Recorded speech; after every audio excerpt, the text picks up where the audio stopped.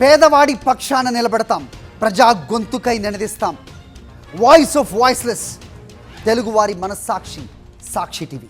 సాక్షి TV ప్రసారాల కోసం మీ స్థానిక cable ఆపరేటర్ను వెంటనే సంప్రదించండి.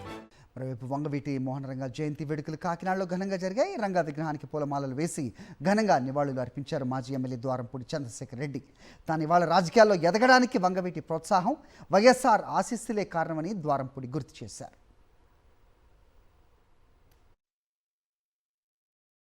ఆ కుటుంబంతో, రాధా గారితో కానీ, ఆ కుటుంబంలో ఉన్న సభ్యులతో కానీ ఈ రోజు కూడా మంచి అనుబంధం ఉంది.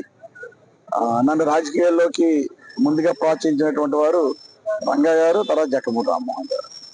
సో అటువంటి లీడర్లు ప్రోత్సహించి ఈ రోజు ఈ స్థాయికి చేరానంటే ప్రధానమైన కారకులు వాళ్ళిద్దరూ. వాళ్ళ తర్వాత రాజశేఖర్ గారి యొక్క ఆశీస్సులతో ఈ స్థాయికి నేను రావడం జరిగింది.